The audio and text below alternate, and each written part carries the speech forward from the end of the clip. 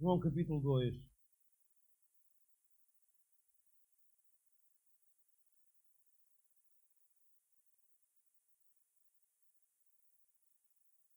Verso 1 até o verso 12. Vamos tomar a ceia e vamos falar de bodas. Aleluia. Isto é hoje sempre a abolir. Comidinha. O que é que o pobre gosta? Comidinha. Mas não é sobre comida que eu quero falar.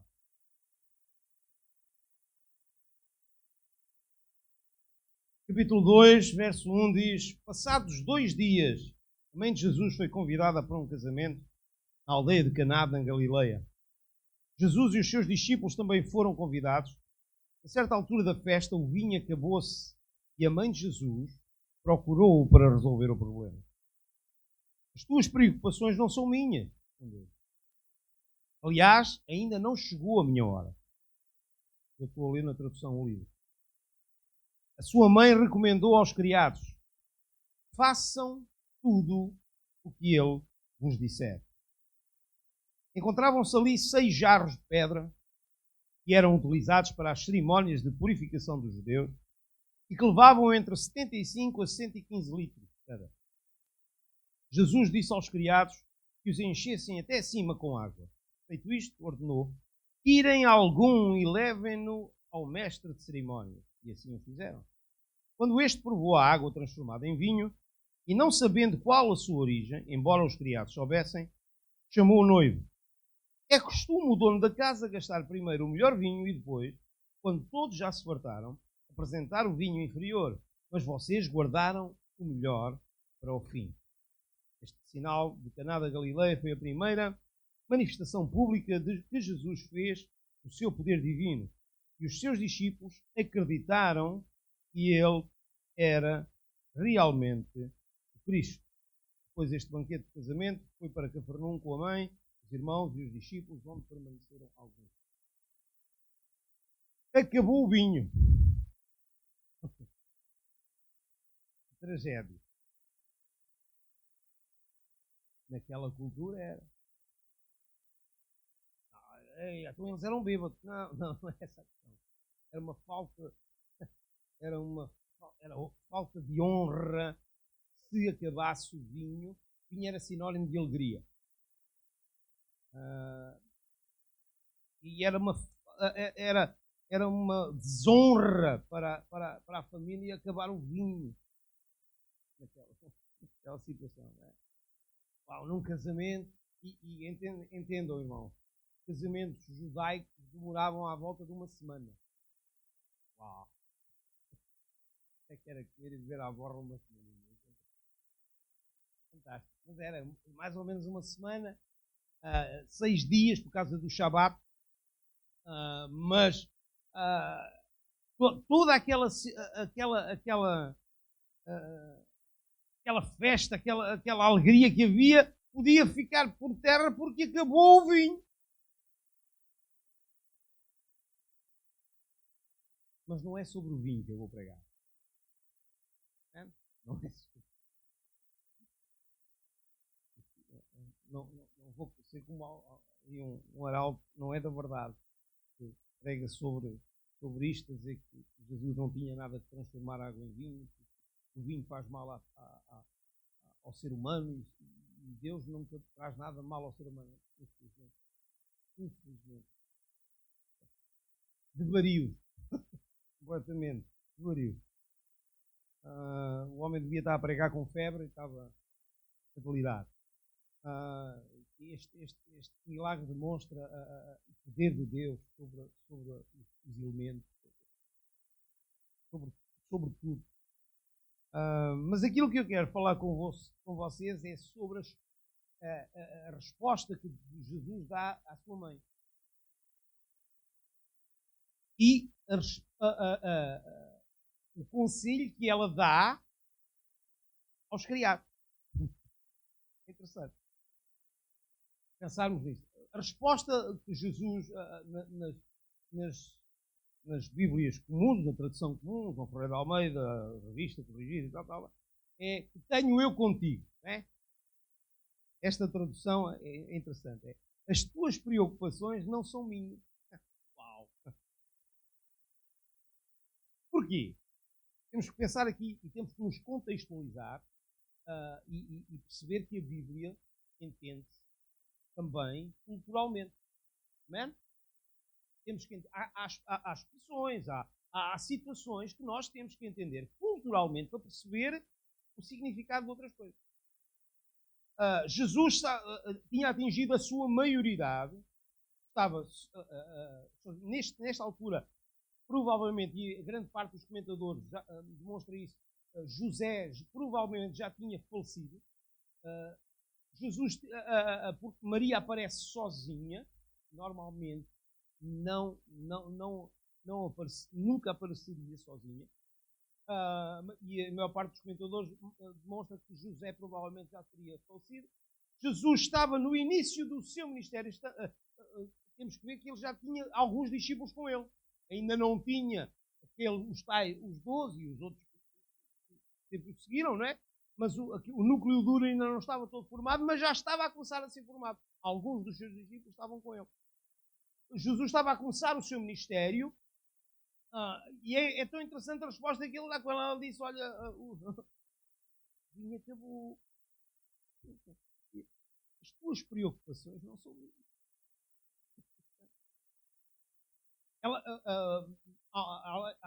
Eu estive a ler, pelo menos um ou dois comentadores referem o facto de que possivelmente este casamento teria a ver com alguma afinidade, teria a ver com alguma pessoa de família, podia não ser direta, mas ser assim por afinidade, porque Maria estava presente e Jesus estava também presente pelo facto de Maria estar presente, e Maria sentiu-se na obrigação de sentiu-se na pele daquelas pessoas, porque isto vai ser uma desonra para esta gente vai andar na boca deste mundo sei lá quanto tempo, porque acabou o vinho, isto não pode acontecer. E ela chegou-se a quem? Chegou-se a quem? Bom, o esquema mariano cai por terra aqui. Os irmãos querem confrontar um católico, o esquema mariano cai por terra aqui. Ela chega-se. Ela recorre diretamente a Deus. Ninguém vai ao Pai senão a palavra de Jesus mais tarde. No seu ministério. E ela tem esta expressão, olha, Jesus, parece um bocado. A expressão no original diz mulher, tenho eu contigo. E a gente às vezes pensa, isso é tão bonito. Então, mulher, aquela é a mãe. E dizer, mamãe, o que é que foi? Não. Mas é interessante que eu ontem estava a ler, estava a pesquisar. Mulher, a expressão mulher era quando alguém dizia mulher, não era uma expressão de brusquidão, para ser má interpretada. Não, era uma expressão de carinho. Mulher, tenho eu contigo. Ou como esta tradução diz aqui, mulher, as tuas preocupações não são as minhas preocupações. Porque quais eram as preocupações de Jesus? Eram as pessoas. Ele estava ali como convidado, ele não estava ali para fazer algo mirabolante, ele não era o mágico da festa. Ele era Jesus. É certo que estava no início do seu ministério, ninguém o conhecia. Nem os seus discípulos o conheciam, porque mostra-nos que a partir dali eles começaram realmente a crer nele. Portanto, havia alguma desconfiança. Havia alguma desconfiança na parte dos discípulos que foram com ele. Vamos lá, ok, ele fala muito bem, mas será que quando eles se apercebem disto, quando eles veem isto acontecer, João escreve que e os seus discípulos acreditaram que ele era realmente o Cristo. Portanto Jesus fez algo, não porque era só para desenrascar mas fez algo para que as pessoas acreditassem realmente que ele era o Cristo. Porque Jesus não faz algo só para fazer, só para. Oh, eu sou o David Copperfield, está vestido. Não. Jesus faz porque ele é Senhor. E é para que nós possamos acreditar nele e ver. E infelizmente nós, muita gente vê, para acreditar tem que ver. Mas a fé é ao contrário. Para tu ver, tu tens que acreditar. Não é? E é interessante como ele chega as tuas preocupações não são assim. E Maria podia ter ficado aí agora. Ela podia ter ficado triste, mas ela é interessante porque ela chega ao pé dos criados e diz: façam tudo. Ela sabia que Jesus nunca iria ficar indiferente a uma necessidade. E aqui não tem a ver com necessidades físicas ou necessidades materiais. Jesus nunca fica indiferente quando é confrontado com uma necessidade. Não é? Ele nunca fica indiferente. Façam tudo o que ele vos disser. Fazer o que Jesus nos diz para fazer exige de nós o quê?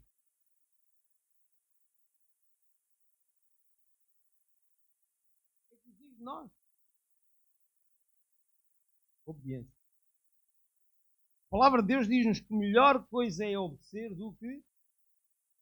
Melhor coisa é obedecer do que servir. Obediência sincera agrada a Deus. Servi-lo obedecendo-lhe deve ser um prazer e não um jugo, não um fardo, não uma obrigação. Eu obedeço a Deus, eu vivo em obediência, eu tento, muitas vezes eu desobedeço. Há vezes que eu dou por mim a desobedecer. Mas graças a Deus que Ele está lá, junto ao Pai, a interceder por mim. Quando eu reconheço isso e vou aos seus pés, Ele perdoa. Mas obediência, irmão, fazer o que Ele diz implica obediência. E deve ser uma obediência, porque eu obedeço não porque sou obrigado, irmão. Eu obedeço não porque pronto, não tenho mais nada para fazer, senão eu vou ser castigado. Não, eu não posso viver assim, eu não posso pensar assim, porque o meu Deus nunca pode ser um velho de barbas brancas com um pau na mão que está pronto para me bater. Não. A figura que eu tenho de Deus é um Deus de braços abertos, cheio de amor. Sim, é justo. É justo e vai aplicar a justiça. Mas enquanto é tempo, ele continua de braços abertos. À espera que eu lhe obedeça. Mas esta minha obediência não é uma obediência que vive em função de... Pronto, eu vou obedecer porque senão eu vou ser disciplinado, eu vou ser repreendido, ou senão eu não vou obter aquilo. Não podes viver, eu obedeço porque eu amo a Deus. Mesmo se Ele não me desse nada. Mesmo se Ele não me desse mais nada, eu tenho prazer em obedecer a Deus.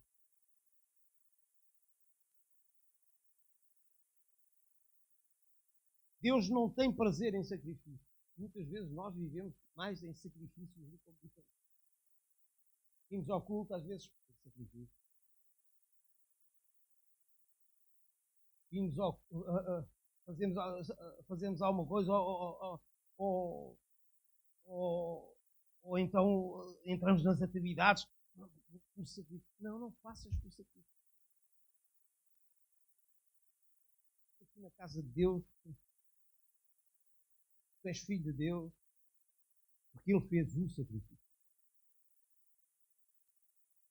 Mas fez o sacrifício porquê?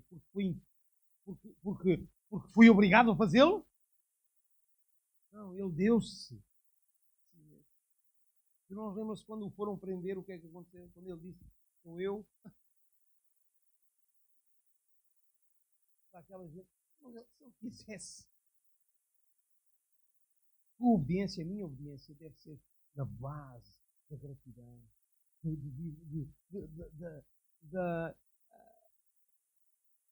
da gratuitidade. Eu não faço para receber. Eu não, irmãos, se nós obedecemos para receber, não somos filhos, somos interesseiros. Desculpem.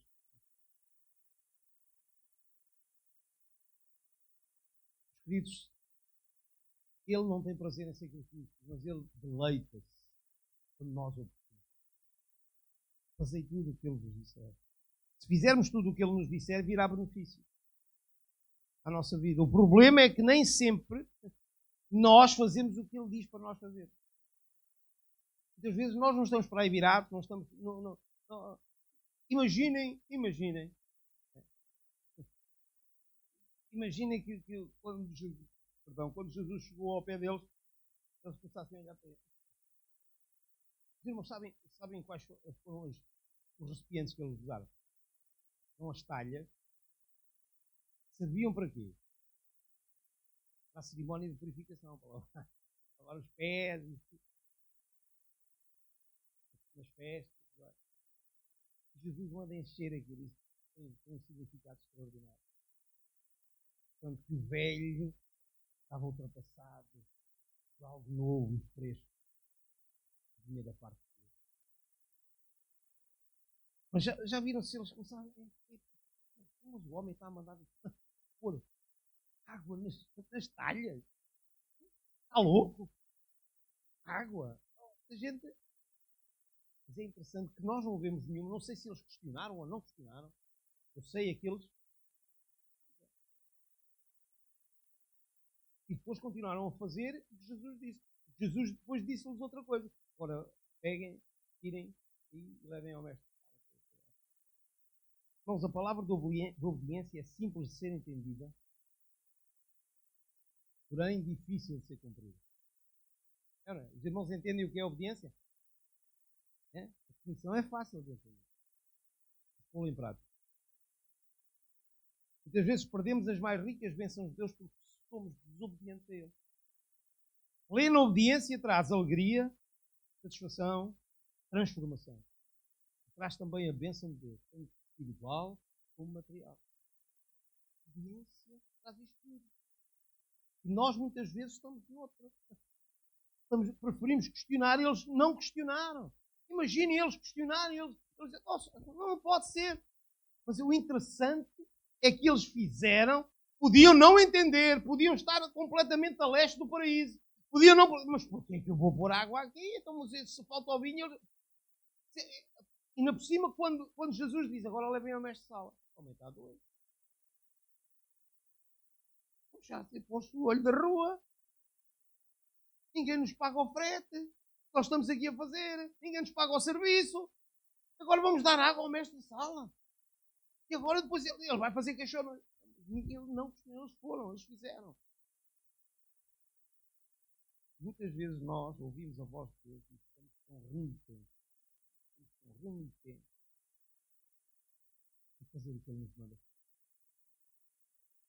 Ser obediente, não é? Ser obediente custa. Fazer o que Jesus nos diz para fazer exige de nós fé. Exigiu fé daqueles homens ou não exigiu?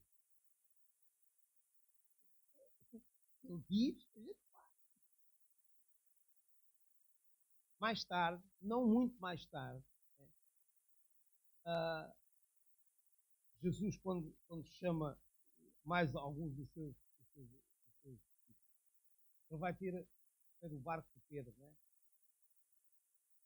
E depois de uma noite inteira a pescar, aqueles rapazes estavam completamente exaustos, não tinham pescado nada, eles estavam a arranjar a rede, estavam a arranjar tudo que era para ir para casa. Jesus chega lá e diz, olha, emprestas-me o teu barco, que é para eu falar aqui ao pessoal. Jesus falou e eles continuaram. Eu imagino eles a continuarem a arranjar as redes e tal, e Jesus a falar. E eles lá, na azáfama deles, a continuar, e certamente ouviam alguma coisa, mas continuavam, até que Jesus acaba o sermão e diz, olha, agora lancem a rede. Vão ali para o meio do lago e lancem a rede. E Pedro, né, o impulsivo, né, quem é aqui o pescador? Quem é o pescador? É interessante um parênteses aqui. O que é que Jesus disse no início? segue-me, eu farei de ti. Ou seja, quem é o pescador? Quem é que sabia da coisa? Quem é que é o pesqueiro? Eu passei a noite toda, mais os meus colegas, mais os meus sócios, a pescar e nada, não apanhámos nada. E tu agora, é esta hora. Esta hora estão os peixes a dormir-se. É esta hora. Mas há uma expressão que Pedro usou que mudou o rumo da história. Eu não, parafraseando, em palavras de português hoje, eu não entendo o que estás a dizer, tu não percebes nada de pesca, mas eu vou fazer aquilo que estás a dizer. Sob a tua palavra, eu lançarei a rede. E os irmãos sabem qual foi o resultado. Apesar de questionar, ele tomou a decisão correta. Creu naquelas palavras, sobre a tua palavra. Eu creio naquilo que tu estás a dizer. Por isso eu vou lançar. Porque certamente, lá está, enquanto eles estavam a arranjar as redes, eles estavam a ouvir. Eu não sei qual foi o discurso de Jesus. A Bíblia não nos demonstra o discurso. Mas eles estavam a ouvir. E certamente aquilo fez caraminholas na cabeça deles. Não, entrou a 20 e ficou lá. Às vezes entra a 20 e sai de 20.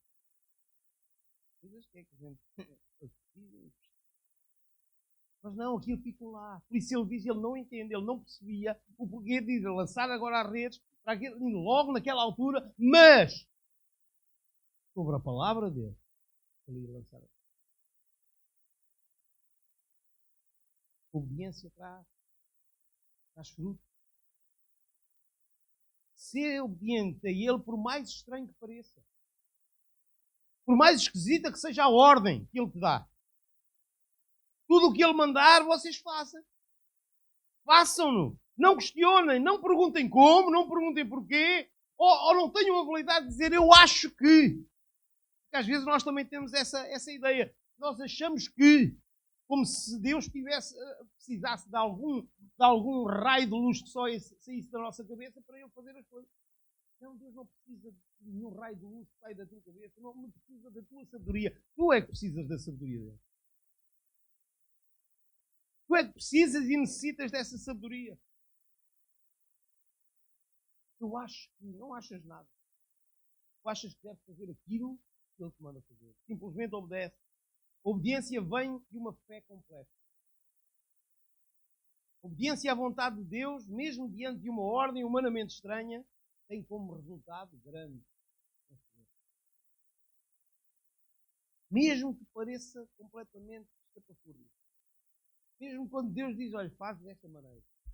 E isso, não, faz desta maneira.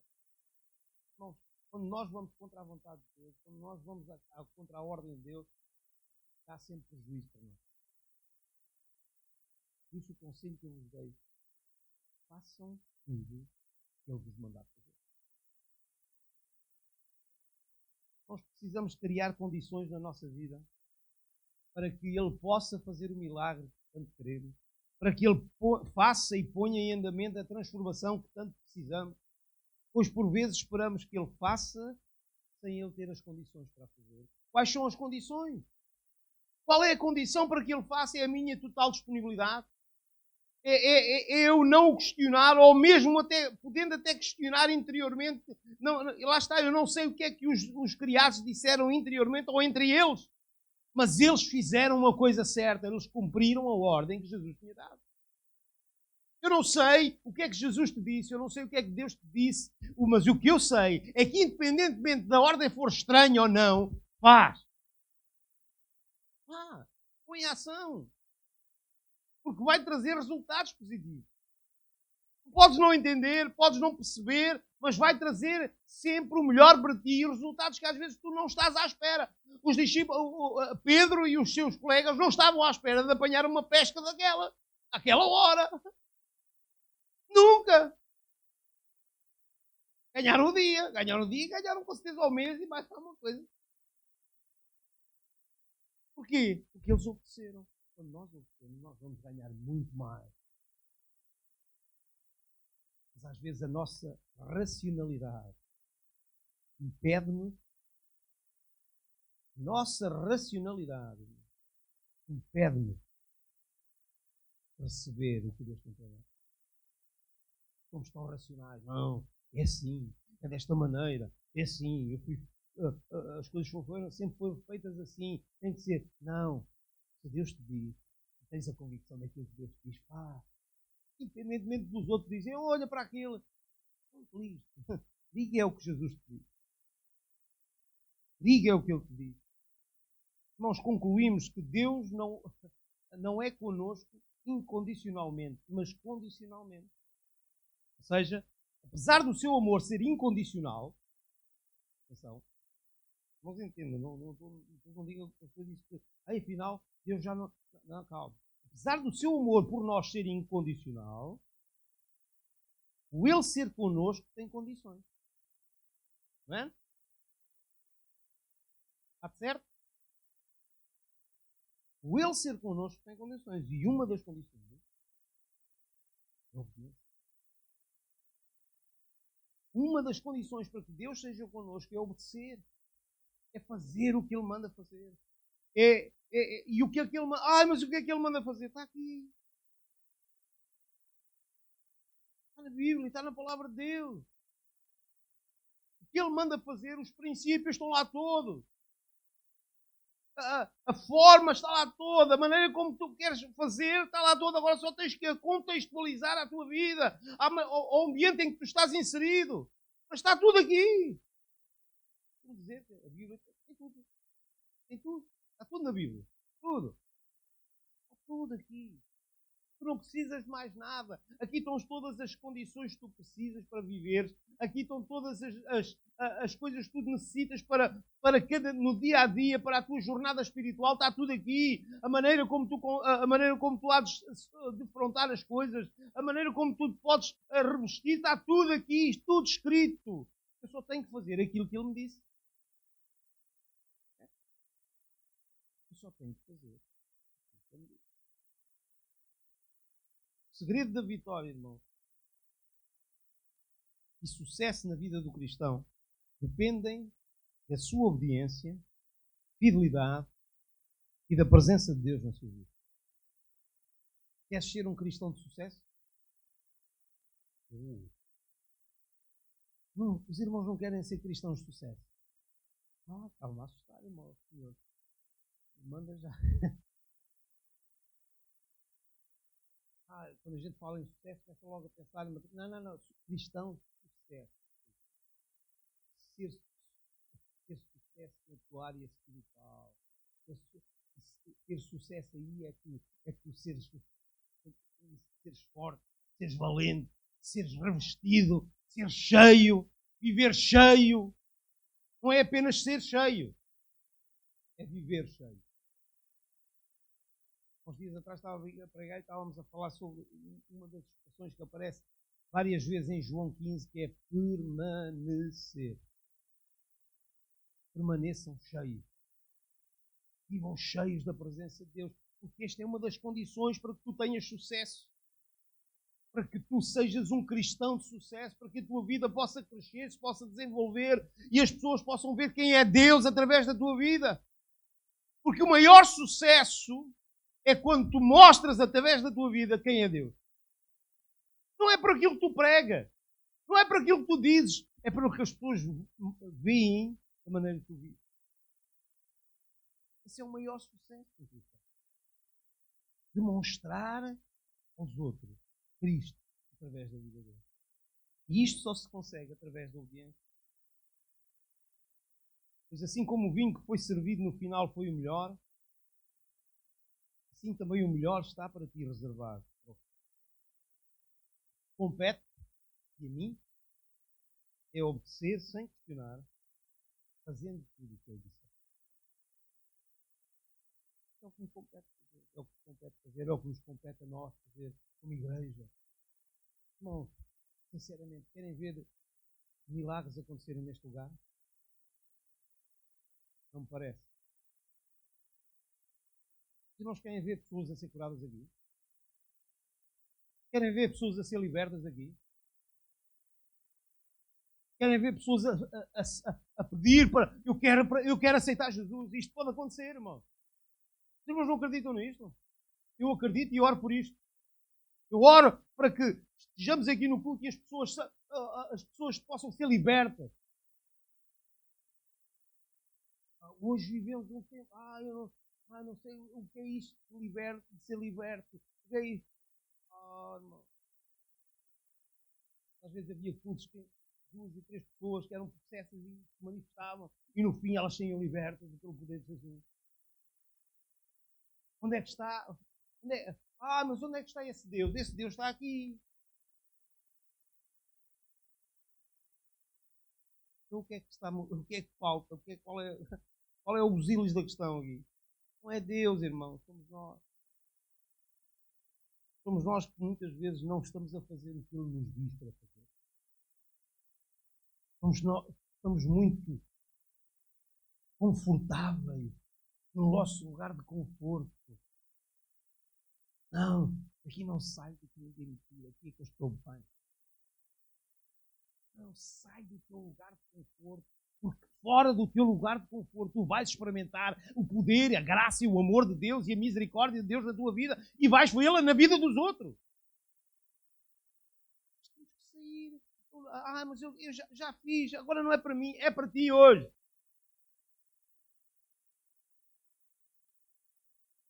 Deus não tem filhos idosos. É verdade, mas às vezes é que não. A idade está aqui. É tempo de nos mexermos, irmãos. E eu acredito, irmãos. E esta mensagem, fiquei um bocadinho relutante. Estava com outra mensagem na mão. E ontem acabei. Eu disse, não, é isso mesmo. Ok. Então eu vou fazer o que eu vou pregar. Faz o que ele manda fazer. Preciso, irmãos, nós temos coragem, precisamos do nosso lugar. O nosso lugar de conforto. De entrarmos numa dimensão que Deus tem para nós. Vai ser desconfortável, porque sair do lugar de conforto traz desconforto. Mas no fim ele vai ter o lugar. O mestre Sala diz, toda a gente faz ao contrário, tem o melhor vinho primeiro, e depois quando a coisa já está, vai o outro que não presta, o paladar já está confundido. E tu deste o melhor, ou seja, Deus tem o melhor. Aquilo que tu experimentaste ainda não é o melhor. Aquilo que vocês experimentaram ainda não é o melhor. Deus tem mais. Não, pastor, isso já não é para mim, isso já é para outra geração. Não, é para ti hoje. É para ti hoje. Tenhas tu 20, tenhas tu 40, tenhas tu 80 anos. Deus quer te usar hoje. Quer que tu experimentes hoje o que Ele tem de novo. O melhor. O vinho melhor Ele tem para ti. Melhor daquilo que eu já experimentei. Sim, melhor daquilo que eu experimentei. É isto que Ele faz quando nós fazemos o que Ele diz para fazer. Convido-vos a ficar de pé e a refletir. Por favor, pode subir.